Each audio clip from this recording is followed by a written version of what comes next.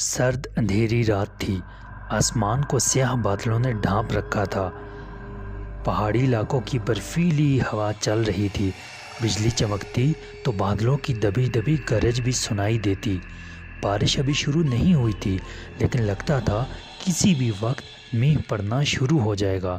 ہم دونوں دوست یعنی میں اور خالد اس پہاڑی مقام پر انگریزوں کے بنائے ہوئے قدیم قلعے کی شکستہ فصیل کے ساتھ ساتھ چل رہے تھے۔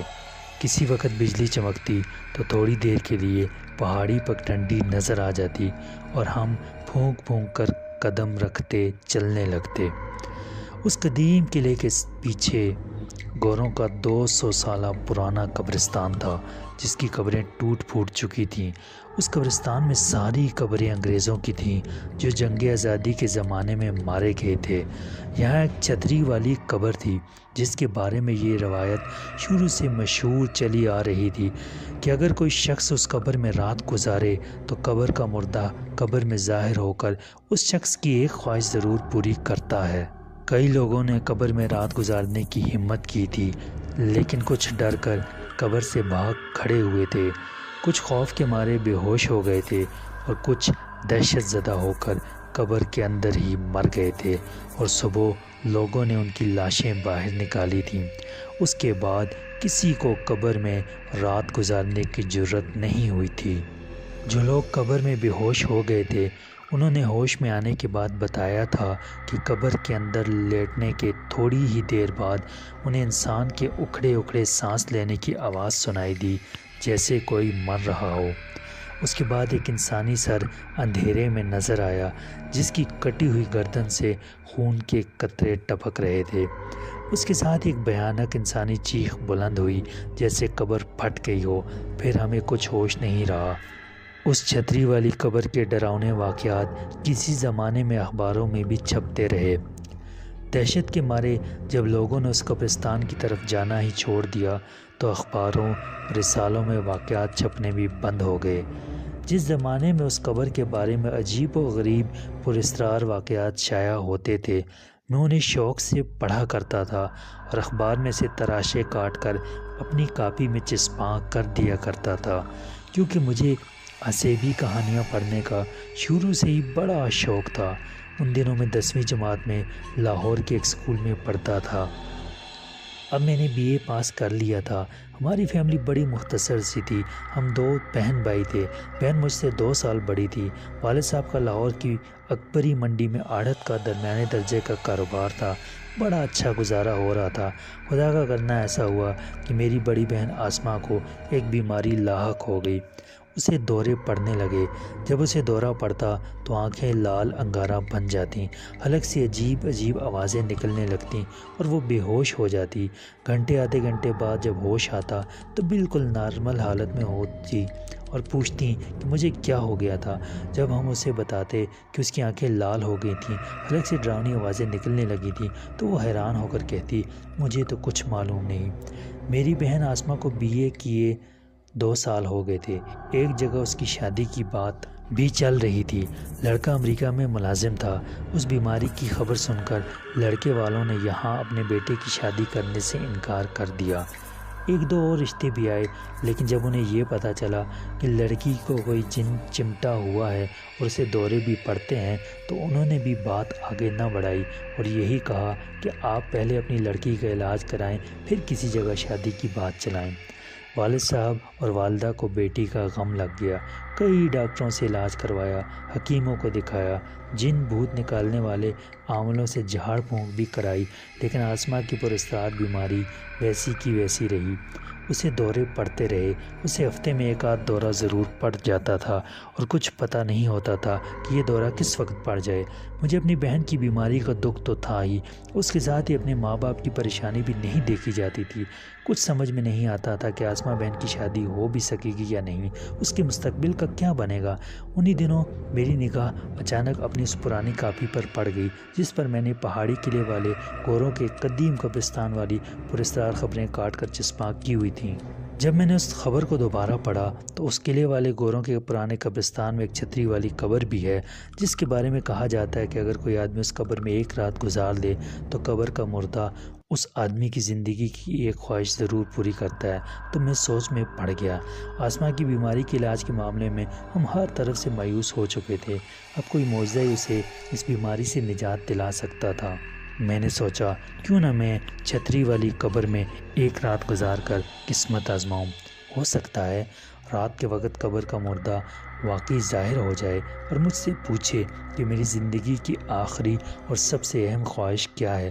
تب میں اسے کہوں گا میری زندگی کی ایک ہی خواہش ہے کہ میری بہن کی بیماری ہمیشہ کے لیے ختم ہو جائے۔ ہو سکتا ہے چھتری والی قبر کسی بزرگ پادری کی ہو اور اس کی دعا سے میری بہن آسما کو بیماری سے نجات مل جائے۔ اس میں لگتا بھی کچھ نہیں تھا، صرف ذرا ہمت اور جرأت سے کام لینے کی ضرورت تھی، اور وہ میرے اندر موجود تھی۔ مجھے بچپن ہی سے پرانے قلعے، اسیبی حویلیاں، پراسرار کھنڈر اور ایسے قدیم کنویں اور تاریخی باولیاں دیکھنے کا شوق تھا جن کے بارے میں یہ مشہور ہو کہ وہاں جن بھوت چڑیلیں رہتی ہیں، اور وہاں آدھی آدھی راتوں کو کبھی عورتوں کے قہقہے لگانے اور بچوں کے رونے کی آوازیں آتی ہیں۔ میرا شوق اور ذوق تجسس مجھے بے دھڑک ایسی جگہوں پر لے جاتا تھا اور میں ذرا نہیں ڈرا کرتا تھا۔ میں ایسی کہانیاں اور ناول بھی بڑے شوق سے پڑھتا تھا جن میں جن بھوتوں، چڑیلوں، جادوگروں اور بدروحوں کا ذکر ہوتا تھا۔ چنانچہ میں نے اس وقت فیصلہ کر لیا کہ میں گوروں کے قبرستان میں چھتری والی قبر میں ایک رات لیٹ کر ضرور گزاروں گا۔ میں نے گھر میں کسی سے اپنے اس فیصلے کا ذکر نہ کیا۔ میرا ایک ہی گہرا اور ہمراز دوست خالد تھا۔ میں نے اسے بتا دیا کہ میں اپنی بہن کی بیماری کے علاج کے لیے گوروں کے قبرستان میں جو چھتری والی قبر ہے اس میں ایک رات گزارنا چاہتا ہوں۔ خالد نے میرے ساتھ ہی لاہور کے ایک کالج سے BSc کا امتحان پاس کیا تھا اور اب ایک کیمیکل فیکٹری کی لیبارٹری میں ملازم تھا۔ اس نے میری بات بڑی توجہ سے سنی اور بولا، میں ان باتوں کو نہیں مانتا، یہ سب توہمات ہیں، بھلا کوئی مرا ہوا آدمی بھی کبھی دنیا میں واپس آیا ہے؟ میں حیران ہوں کہ تم پڑھے لکھے ہو کر اس قسم کی باتوں پر یقین رکھتے ہو۔ میں نے کہا، اس میں کوئی خطرہ نہیں ہے، آخر قسمت آزمانے میں کیا حرج ہے؟ تم تو جانتے ہو کہ بہن آسما کی وجہ سے ہمارے گھر کے سبھی لوگ کس قدر پریشان ہیں۔ خود آسما بہن اندر ہی اندر اس غم میں کھلتی جا رہی ہے، ہو سکتا ہے خدا اسی سبب سے اس کی بیماری دور کر دے۔ خالد بولا، میں تمہیں یہی مشورہ دوں گا کہ اس خیال کو دل سے نکال دو، یہ خلاف اسلام بات ہے، یہ شرک ہے، آگے تم خود مختار ہو، جو تمہاری مرضی ہے کرو۔ میں فیصلہ کر چکا تھا، اس لیے خالد کی باتوں پر کوئی دھیان نہ دیا۔ خالد نے جب دیکھا کہ میں تو وہم پرستی سے کسی صورت باز نہیں آ رہا تو وہ کہنے لگا، اس میں تمہاری جان جانے کا بھی خطرہ ہے۔ تم نے کاپی میں خبروں کے جو تراشے کاٹ کر رکھے ہوئے ہیں ان میں پڑھا نہیں کہ اپنی زندگی کی آخری خواہش پورا کرانے کئی لوگ چھتری والی قبر میں رات گزارنے کے لیے لیٹے اور صبح کو مردہ پائے گئے۔ میں نے کہا، اپنی پیاری بہن کی بیماری دور کرانے میں اگر میری جان بھی چلی جاتی ہے تو مجھے اس کی پرواہ نہیں۔ خالد خاموش ہو گیا، پھر کچھ سوچ کر کہنے لگا، اس اسیبی مہم پر میں تمہیں اکیلے نہیں جانے دوں گا، میں بھی تمہارے ساتھ جاؤں گا۔ میں نے کہا، لیکن میری ایک شرط ہے کہ تم اس بارے میں کسی سے کوئی بات نہیں کرو گے اور مکمل رازداری سے کام لو گے۔ خالد بولا، مجھے کسی کو بتانے کی کیا ضرورت ہے؟ اس کے بعد ہم نے اس پہاڑی مقام کی طرف جانے کی تیاریاں شروع کر دیں جہاں قدیم قلعے کے کھنڈر تھے اور قلعے کے پیچھے گوروں کا قبرستان تھا، اور اس قبرستان میں کسی گورے کی چھتری والی قبر بھی تھی۔ ہم نے کچھ گرم کپڑے اپنے ساتھ رکھ لیے کیونکہ اکتوبر کا مہینہ شروع ہو چکا تھا اور اس موسم میں پہاڑوں پر برفیلی ہوائیں چلنے لگتی ہیں اور سخت سردی ہو جاتی ہے۔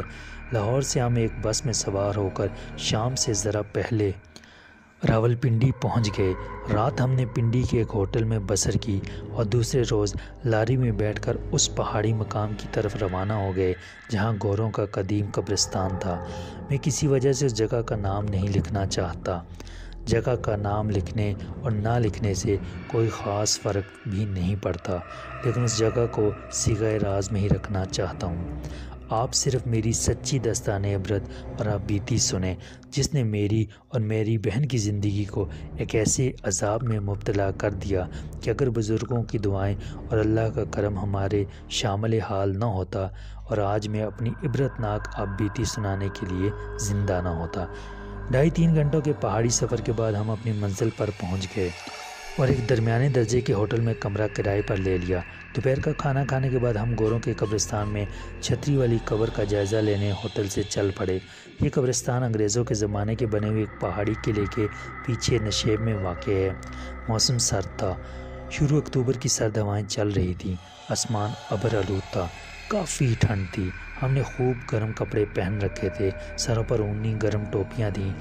مختلف پہاڑی راستوں سے گزرتے ہوئے آخر ہم پرانے قلعے کے کھنڈر کے نشیب میں واقع گوروں کے قبرستان میں آ گئے۔ قبرستانوں کی فضا ویسی بڑی اداس اور عبرت انگیز ہوتی ہے، لیکن اس قبرستان پر کچھ زیادہ ہی ویرانی برس رہی تھی۔ ایک تو یہ 250-300 سال پرانا قبرستان تھا، دوسرا اس میں ایسے انگریزوں کی قبریں تھیں جن کے لواحقین بھی مر کھپ گئے تھے اور قبروں کی خبرگیری کرنے والا کوئی نہیں رہا تھا۔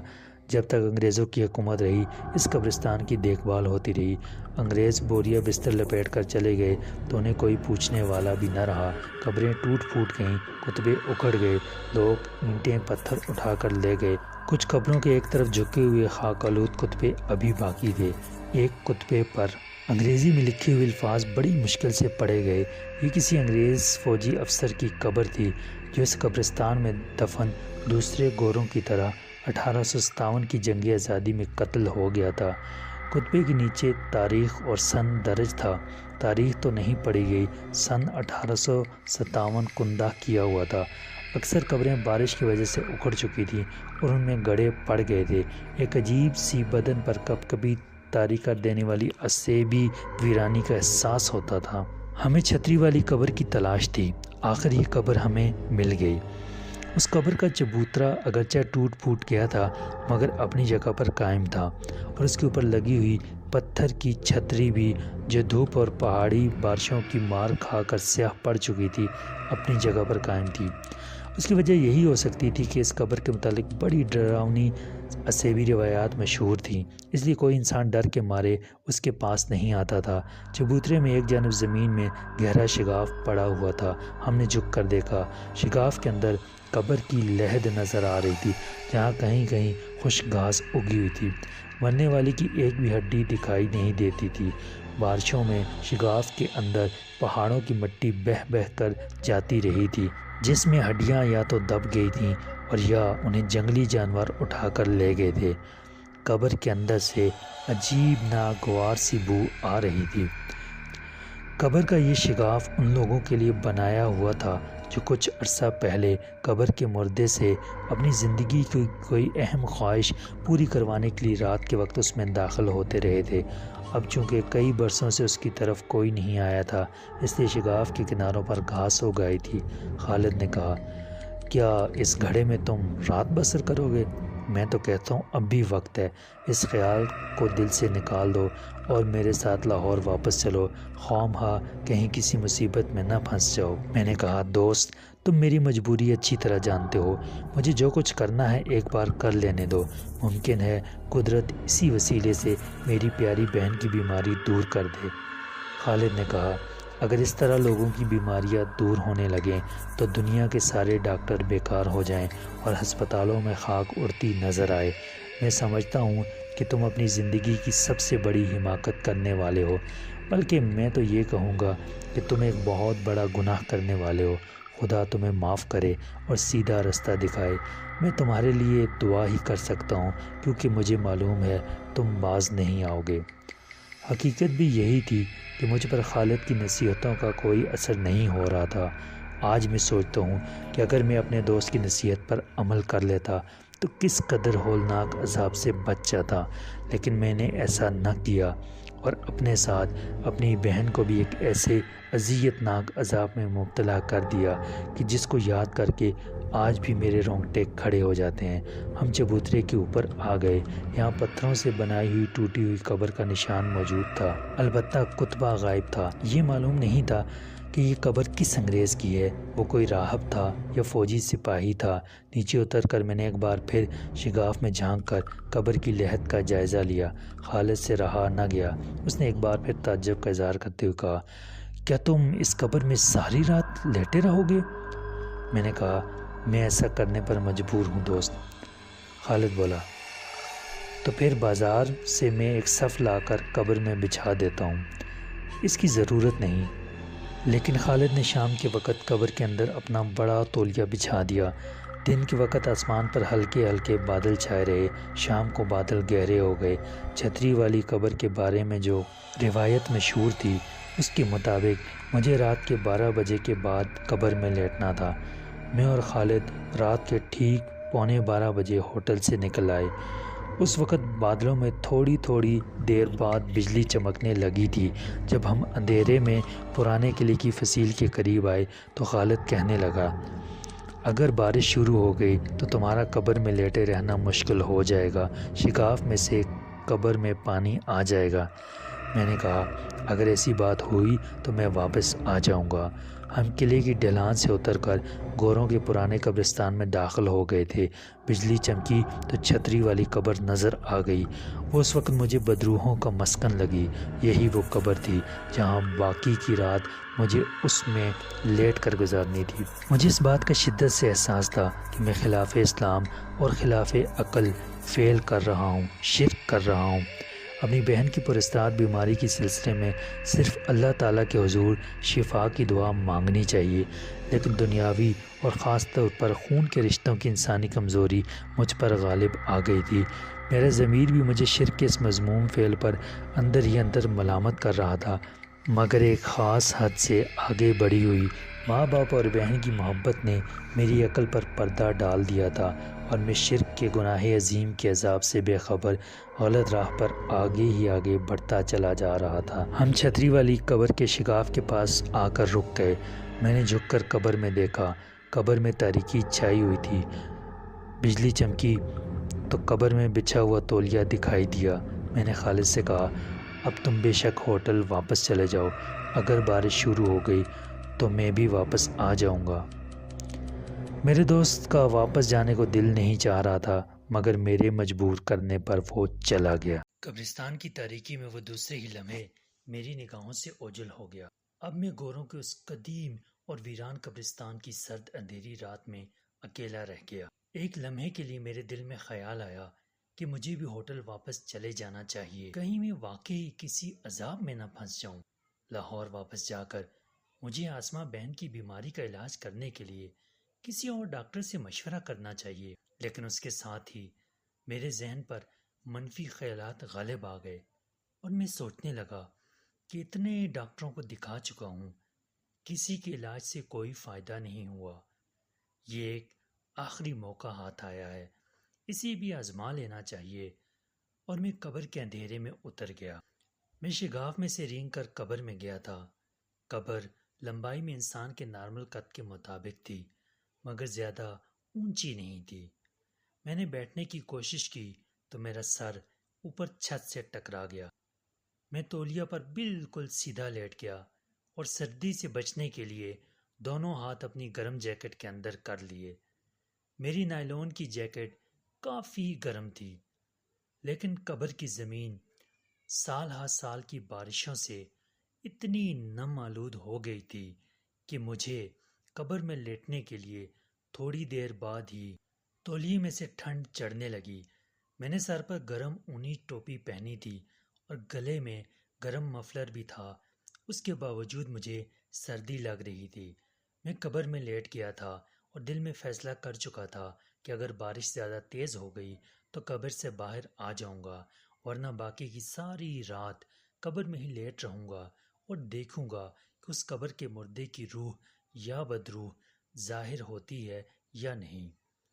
بجلی چمکتی تو قبر کی تاریکی تھوڑی دیر کے لیے چمک اٹھتی، اور اس کے بعد اندھیرا اور زیادہ گہرا ہو جاتا۔ میں بالکل خاموش چت لیٹا ہوا تھا۔ مجھے اپنی سانس کی آواز سنائی دے رہی تھی۔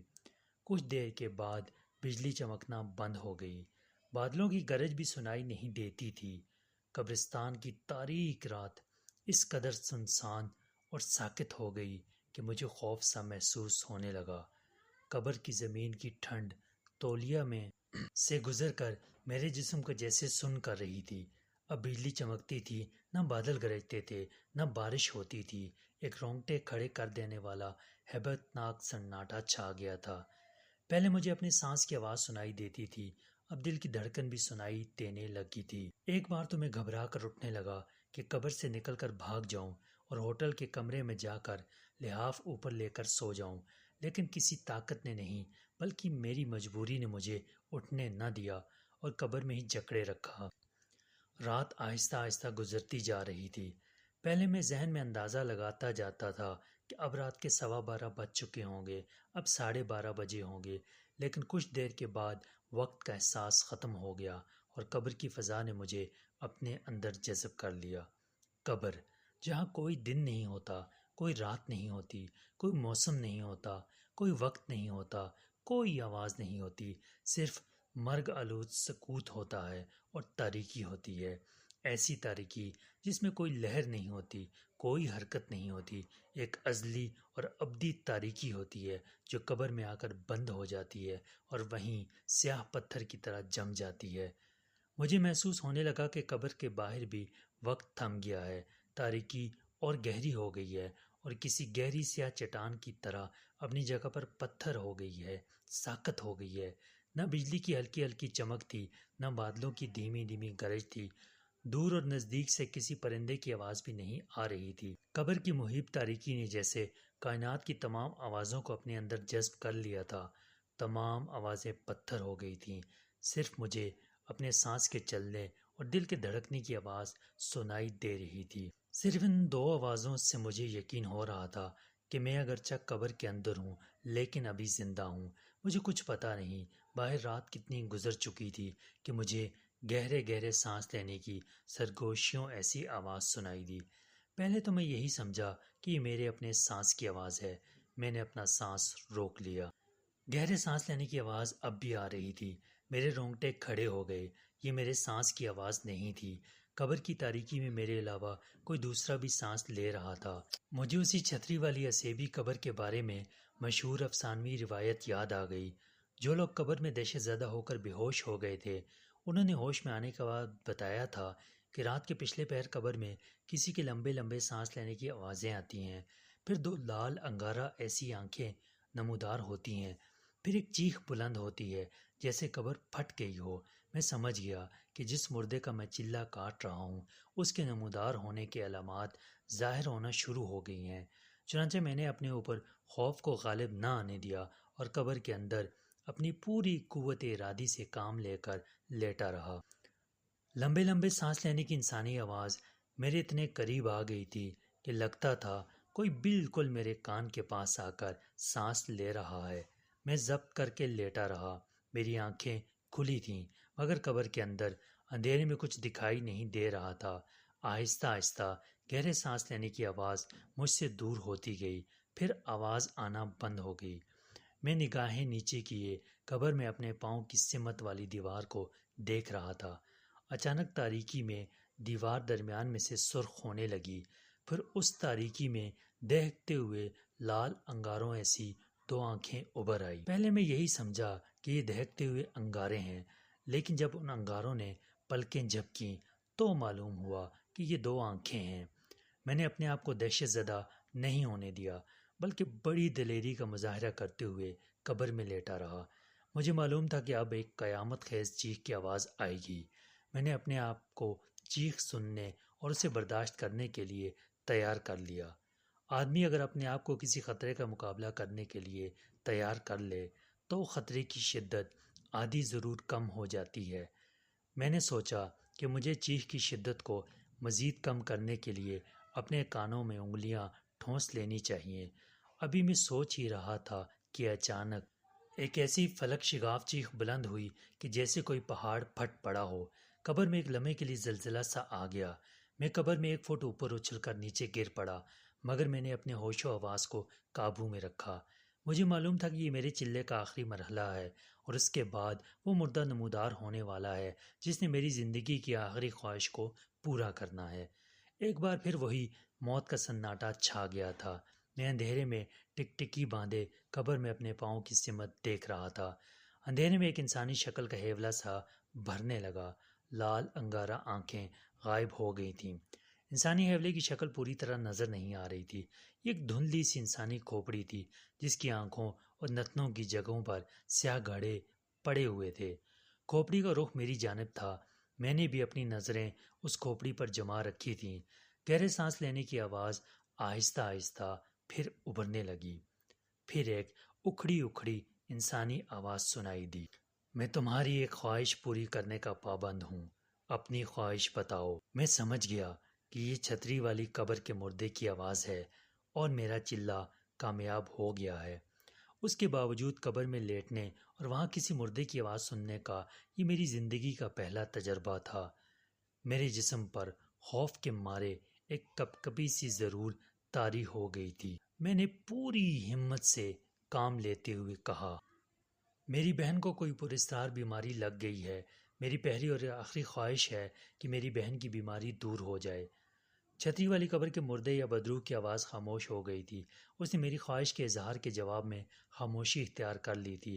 اس کی کھوپڑی کے نقوش قبر کی تاریکی میں مجھے صاف دکھائی دے رہے تھے اور لمبے لمبے گہرے سانس لینے کی آواز بھی سنائی دے رہی تھی۔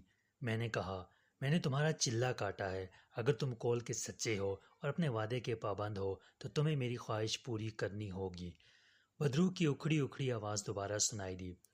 تمہاری بہن پر جس طاقت کا سایہ ہے میں اس کا مقابلہ نہیں کر سکتا، لیکن تمہاری بہن کی بیماری دور کرنے میں تمہاری مدد ضرور کروں گا۔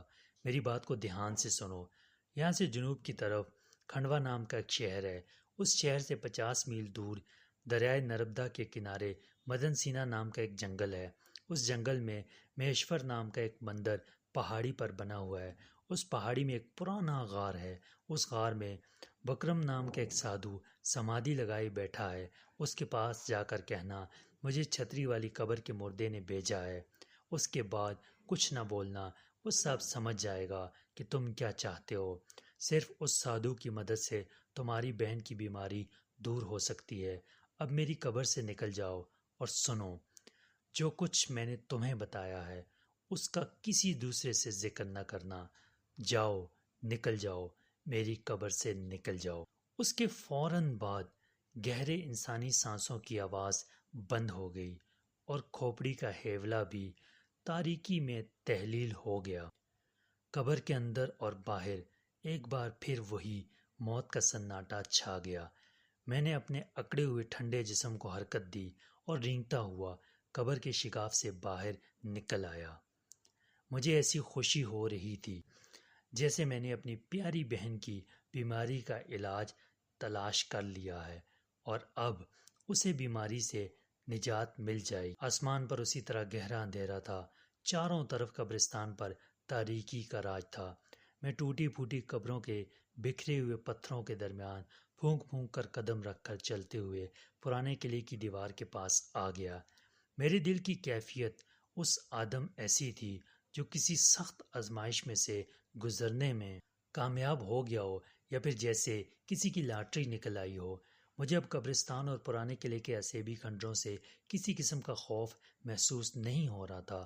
میں قلعے کے بڑے دروازے کی ڈھلان اترنے کے بعد چھوٹی سی پہاڑی سڑک پر آ گیا اور تیز تیز اپنے ہوٹل کی طرف چل پڑا۔ ہوٹل کے کمرے کا دروازہ بند تھا۔ میں نے دستک دی۔ خالد جاگ رہا تھا۔ اس نے دروازہ کھول کر مجھے دیکھا تو بے اختیار بولا، یا اللہ، تیرا شکر ہے کہ یہ شخص زندہ سلامت واپس آ گیا۔ جلدی سے بتاؤ کیا ہوا؟ تم 2 گھنٹے بعد ہی واپس آ گئے ہو۔ ہوٹل میں آ کر مجھے پتہ چلا کہ میں 2 گھنٹے سے قبر میں لیٹا رہا تھا۔ حالانکہ قبر کے اندر مجھے ایسے لگا تھا جیسے میں نے ساری رات گزار دی ہو۔ قبر کے اندر وقت شاید بے حد سست رفتار ہو گیا تھا۔ چھتری والی قبر کے مردے نے مجھے ہدایت کی تھی کہ میں یہ راز کسی کو نہ بتاؤں کہ اس نے مجھے کیا کہا ہے۔ میں نے خالد سے کہا، دوست، بات اصل میں یہ ہے کہ میں تم سے کچھ نہیں چھپا سکتا۔ میں قبر میں ڈر گیا تھا اور بھاگ آیا ہوں۔ خالد بولا، میں نے تمہیں پہلے ہی کہا تھا کہ ان تہمات سے باز آ جاؤ۔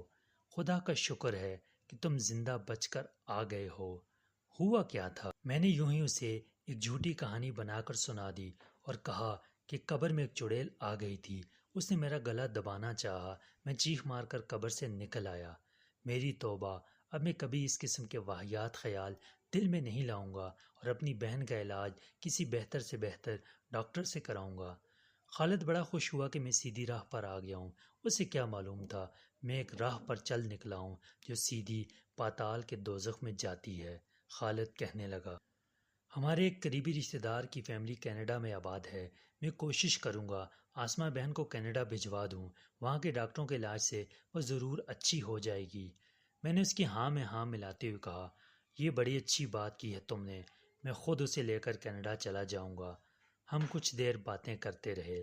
میں نے تھرمس میں سے گرم گرم چائے نکال کر پی، جس سے میرے جسم کی سردی دور ہو گئی۔ پھر میں لحاف اوڑھ کر سو گیا۔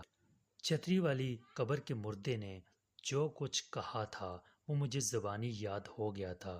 مجھے سب سے پہلے لاہور سے کھنڈوا شہر جانا تھا۔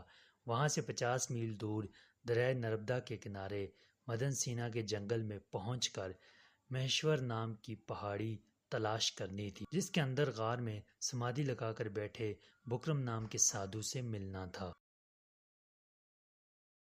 صبح اٹھ کر میں نے یہ ساری باتیں اپنی ڈائری پر لکھ لیں تاکہ بھول نہ جاؤں۔ پھر ہم لاہور واپس آ گئے۔ لاہور آنے کے بعد میں نے ریلوے اسٹیشن جا کر انکوائری آفس سے کھنڈوا شہر کے بارے میں پوچھا کہ یہ شہر انڈیا میں کس جگہ پر ہے۔ معلوم ہوا کہ یہ شہر لاہور سے بمبئی جاتے ہوئے بھوپال کی جانب راستے میں آتا ہے۔ یہ داستان جو میں آپ کو سنا رہا ہوں پاکستان کے قیام سے 3-4 سال پہلے کی ہے، اور آدمی جس جگہ چاہے بغیر ویزے کے سفر کر سکتا تھا۔ کسی شہر کا ویزا لینے کی ضرورت ہی نہیں تھی۔ ابھی انڈیا پر انگریزوں کی حکومت تھی۔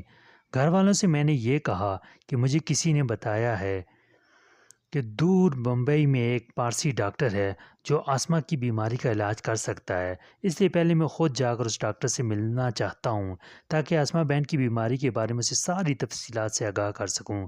اس کے بعد میں آسمہ کو بھی وہاں بلا لوں گا۔ گھر والوں کو کیا اعتراض ہو سکتا تھا؟ والد صاحب اور والدہ صاحبہ نے مجھے بخوشی اجازت دے دی۔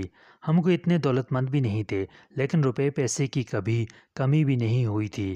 میں کالج سے فارغ ہونے کے بعد خود بھی اکبری منڈی میں والد صاحب کے ساتھ تھوڑا بہت کمیشن ایجنٹی کا کام کر لیتا تھا۔ کچھ پیسے میرے پاس بینک میں جمع تھے، کچھ پیسے مجھے والد صاحب نے دے دیے۔ انہیں تو یہی معلوم تھا کہ میں دبئی جا رہا ہوں، زیادہ پیسوں کی ضرورت ہوگی۔ اس زمانے میں لوگ سمندری جہازوں میں بصرہ، دبئی وغیرہ جایا کرتے تھے۔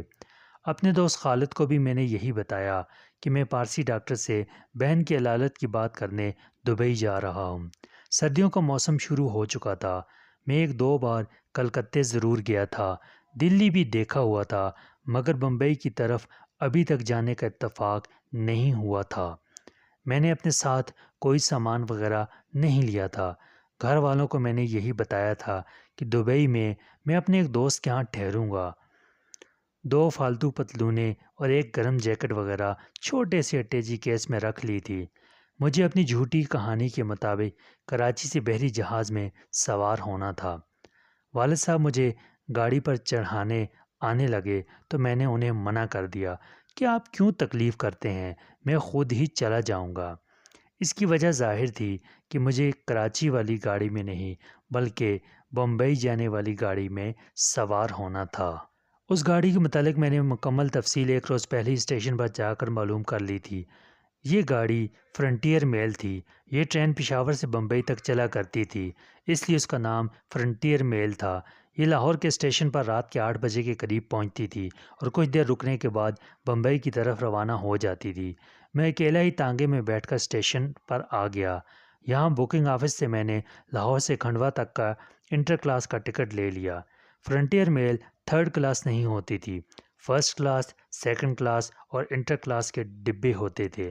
میں بھی فرنٹیئر میل کے انٹر کلاس کے ایک ڈبے میں مسافروں میں چھپ کر بیٹھ گیا، اس خیال سے کہ کوئی دیکھ نہ لے کہ میں کراچی جانے والی گاڑی کے بجائے بمبئی جانے والی گاڑی میں سوار ہوا تھا۔ بہرحال ٹرین چل پڑی۔ بڑا لمبا سفر تھا۔ 2 راتوں کے سفر کے بعد ٹرین صبح کے وقت کھنڈوا شہر کے ریلوے اسٹیشن پر رکی تو میں اٹیچی کیس اٹھا کر پلیٹ فارم پر اتر گیا۔ آج کل تو بھارت کے دوسرے شہروں کی طرح اس شہر کی آبادی میں بھی بے پناہ اضافہ ہو گیا ہے۔ میں جس زمانے کی داستان سنا رہا ہوں، یعنی 1945-46 میں، اس شہر کی آبادی زیادہ نہیں تھی۔ مختصر سا صاف ستھرا شہر تھا، سستا زمانہ تھا، ابھی 5 اسٹار ہوٹلوں کا رواج نہیں پڑا تھا۔ میں نے ایک درمیانے درجے کے ہوٹل میں کمرہ لے لیا، نہا دھو کر ناشتہ کیا۔ اس علاقے میں پنجاب کے مقابلے میں سردی بہت ہی کم تھی اور خوشگوار موسم تھا۔ وہاں سے بمبئی کا شہر آدھے دن کی مسافت پر تھا۔ میں نے ہوٹل کے مینیجر کے آگے اپنے آپ کو ہندو ظاہر کیا تھا اور پرکاش چند کے نام سے ہوٹل میں کمرہ لیا تھا، کیونکہ مجھے مہیشور مندر والے ٹیلے کا کھوج لگانا تھا۔ میں نے ہوٹل کے مینیجر سے کہا، مہاراج، میں پہلی بار اس علاقے میں آیا ہوں، دریائے نرمدا کے کنارے مہیشور نام کے مندر کی یاترا کرنا چاہتا ہوں۔ مجھے معلوم کرنا ہے کہ میں اس مندر تک کیسے پہنچ سکتا ہوں۔ ہوٹل کے مینیجر نے بتایا کہ کھنڈوا سے 50 میل آگے دریائے نرمدا کے کنارے منڈیل کر نام ایک قصبہ آباد ہے۔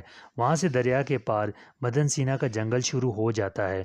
اس جنگل میں ایک پہاڑی ہے جس کے اوپر مہیشور جی کا مندر ہے۔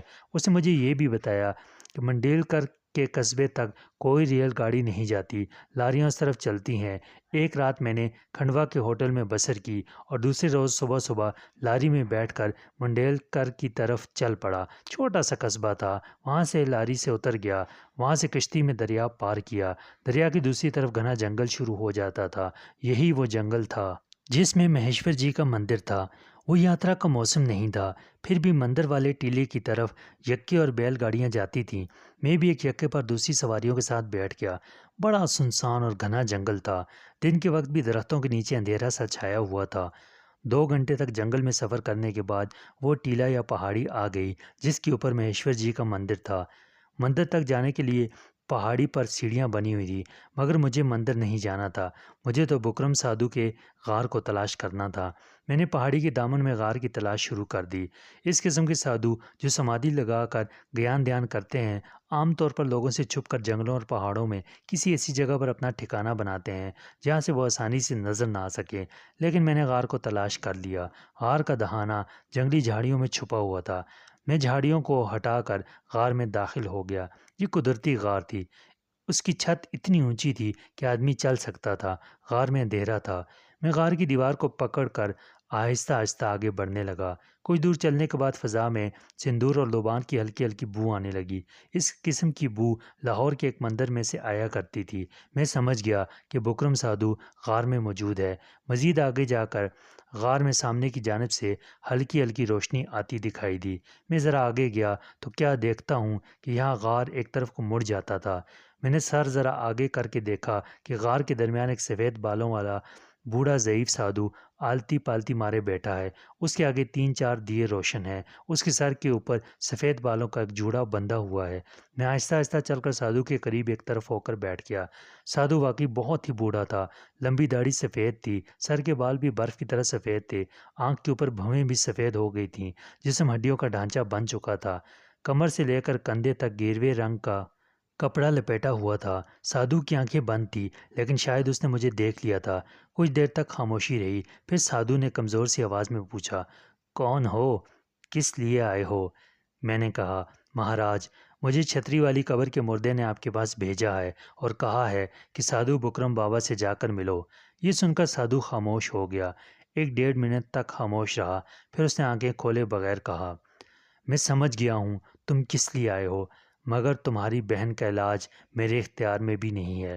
تمہاری بہن پر جس عذاب کا سایہ ہے، اس کا توڑ ماتا دیوداسی کے سوا اور کسی کے پاس نہیں ہے۔ تم ماتا دیوداسی کو جا کر ملو اور اس سے کہو کہ تمہیں بکرم رشی مہاراج نے بھیجا ہے۔ میں نے پوچھا، مہاراج، یہ ماتا دیوداسی مجھے کہاں ملے گی؟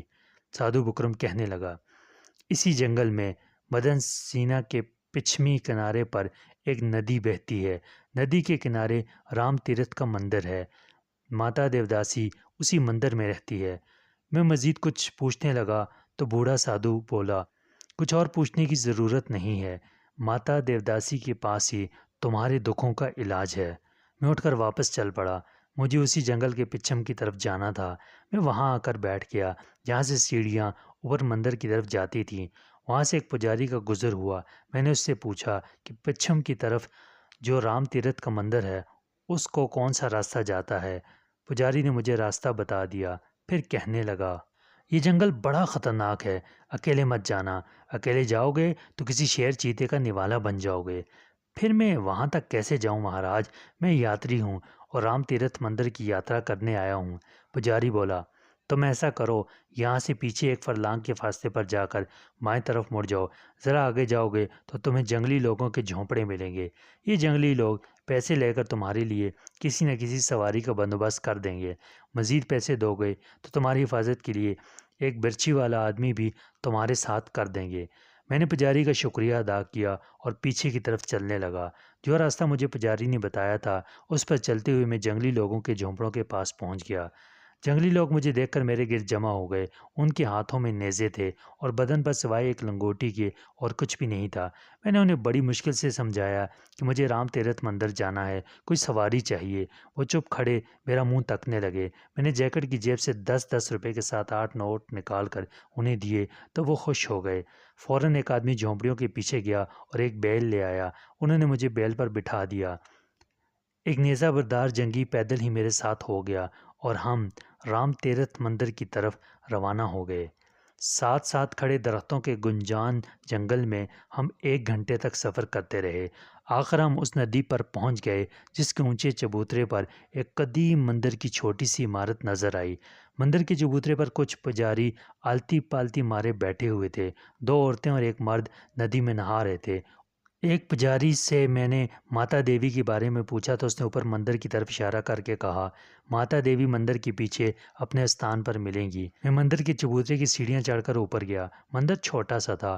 اس کے پیچھے ایک گھاس پھوس کی جھونپڑی تھی جس کے باہر چٹائی پر ایک بوڑھی عورت بیٹھی مالا جاپ کر رہی تھی۔ میں نے قریب جا کر اسے ہندوؤں کی طرح ہاتھ جوڑ کر پرنام کیا اور خاموشی سے ایک طرف ہو کر بیٹھ گیا۔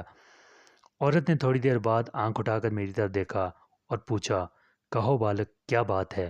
میں نے بڑے ادب سے کہا، ماتا دیوی، مجھے بکرم رشی مہاراج نے آپ کے پاس بھیجا ہے۔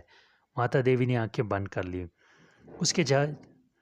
اس کے چہرے کے تاثرات ایسے تھے جیسے کچھ سوچ رہی ہو۔ اس نے آنکھیں کھول دیں، کہنے لگی، تمہاری بہن کے روگ کا علاج نرتکی کامنی کے پاس ہے۔ مجھے معلوم ہے کہ تم بڑے کشٹ اٹھا کر یہاں تک پہنچے ہو، اس لیے میں تمہاری مدد ضرور کروں گی۔ میں نے کہا، آپ کی بڑی کرپا ہوگی، نرتکی کامنی مجھے کہاں ملے گی؟ ماتا دیوی نے مالا والا ہاتھ اوپر اٹھا کر کہا، وہ آکاش کے گندھروں کی نرتکی ہے۔ اسے حوث کے لوبھی ایک عیاش سادھو جادو کے زور سے کانچ کا منکا بنا کر ڈبیا میں بند کر رکھا ہے۔ جہاں رات پڑتی ہے ساتھ میں سے کانچ کا مٹکا نکال کر اس منتر پر پھونکتا ہے۔ کانچ کا منکا کامنی نرتکی میں تبدیل ہو جاتا ہے۔ عیاش سادھو کامنی سے پیار محبت کرنے کے بعد اسے دوبارہ کانچ کا منکا بنا کر ڈبی میں بند کر کے اپنے پاس رکھ لیتا ہے اور پھر سو جاتا ہے۔ میں حیران سا ہو کر ماتا دیوی کی کتھا سن رہا تھا۔ مجھے ایسے محسوس ہو رہا تھا جیسے میں الف لیلا کی دنیا میں پہنچ گیا ہوں۔ سوچنے لگا کہ خدا جانے آگے میرے ساتھ کیا ہونے والا ہے، لیکن میں اپنی بہن کی خاطر جس راہ پر چل نکلا تھا اب اپنے مقصد میں کامیاب ہوئے بغیر واپس نہیں مڑ سکتا تھا۔ میں نے ماتا دیوی سے پوچھا، دیوی جی، اگر کامنی نرتکی سادھو کے جادو ٹونے میں قید ہے تو میں اس کے ساتھ کیسے ملاقات کر سکتا ہوں؟ ماتا دیوی نے کہا، وہ سادھو بڑی زبردست طاقت والا ہے۔ جب وہ کامنی نرتکی سے پیار محبت کر رہا ہوتا ہے تو اگر اس وقت کوئی اس کے سامنے چلا جائے تو وہ جل کر بھسم ہو جائے گا۔ سادھو نے اپنے گرد ایک دائرہ کھینچا ہوا ہوتا ہے۔ اس دائرے کے نہ کوئی اندر جا کر زندہ رہ سکتا ہے اور نہ باہر نکل کر زندہ رہ سکتا ہے۔ یہی وجہ ہے کہ کامنی نرتکی کوشش کے باوجود سادھو کی قید سے آج تک نہیں نکل سکی۔ پھر مجھے کیا کرنا ہوگا؟ میں نے پوچھا۔ ماتا دیوی بولی، میں رشی بکرم جی کی پجارن ہوں اور تم اپنی بہن کی ہمدردی میں جس طرح مصیبتیں جھیل کر یہاں تک آئے ہو، میں اس کی بھی بڑی قدر کرتی ہوں۔ ماتا دیوی یہ کہہ کر جھونپڑی کے اندر چلی گئی۔ تھوڑی دیر بعد باہر آئی تو اس کے ہاتھ میں ٹین کی ایک چھوٹی سی ڈبیا تھی۔